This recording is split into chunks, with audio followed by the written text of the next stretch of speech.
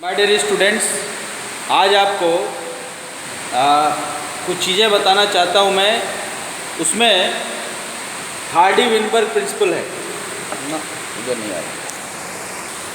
ये इवोल्यूशन से जुड़ा हुआ टॉपिक है, जिसमें हार्डी-विनबर्ग प्रिंसिपल ये शो करता है कि किसी पॉपुलेशन का जो जेनेटिक कंपोजिशन होता है, जो टोटल नंबर ऑफ जीन्स होते हैं, जो जीन पूल होता है, वो वेरिएबल नहीं होता, वो चेंज नहीं होता, वो जनरेशन टू जनरेशन ट्रांसफ़र होता है इसी फॉर्म में।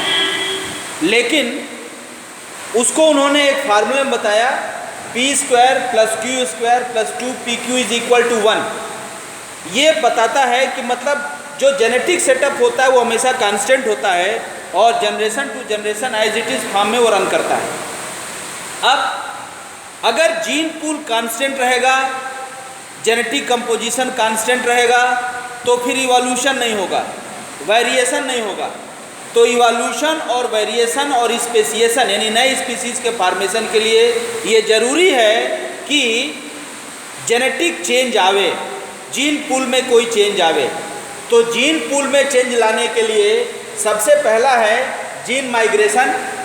अगर कोई इंडिविजुअल एक पॉपुलेशन से दूसरे पॉपुलेशन में जाएगा तो उसके जीन भी जाएंगे। तो जब जाएगा तो जहाँ से जाएगा वहाँ कम होगा और जहाँ जाएगा वो बढ़ेगा।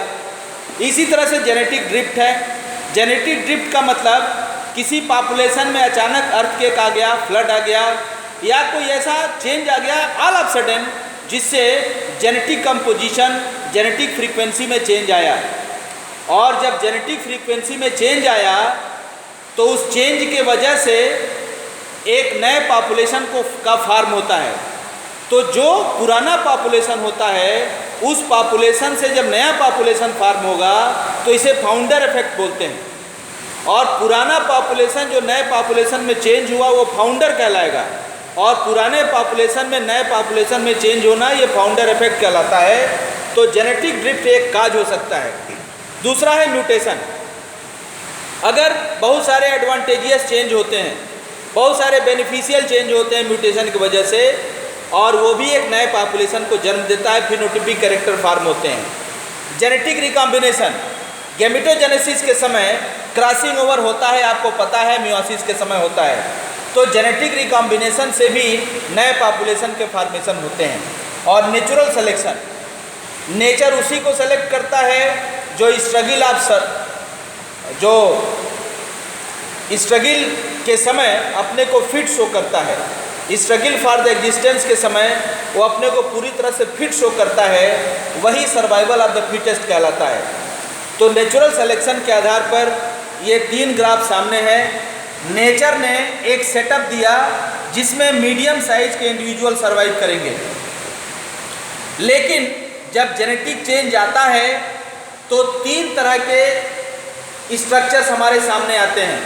पहला स्ट्रक्चर आता है जिसमें सारे इंडिविजुअल नेचर के द्वारा सेट किए गए बेसिक प्रिंसिपल को फॉलो करते हुए मीडियम साइज कैरेक्टर को ये फॉर्म कर रहे हैं, यानी ये मोस्टली दिखाई दे रहा है। दूसरा, जो नया पॉपुलेशन बना है वो पुराने पॉपुलेशन से पूरी तरह से चेंज हो गया है, जेनेटिक कैरेक्टर मॉडिफाई कर गया है, यानी ओरिजिनल कैरेक्टर से ये मॉडिफाई हो गया। और तीसरा, 2 तरह के पीक दिखाई पड़ते हैं।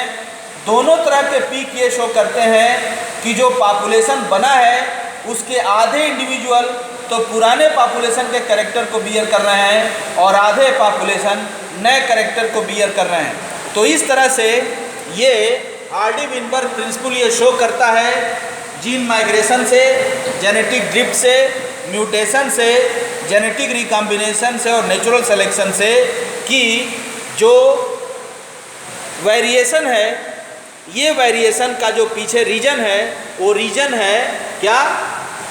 Gene migration, genetic drift, mutation, genetic recombination और नेचुरल सिलेक्शन।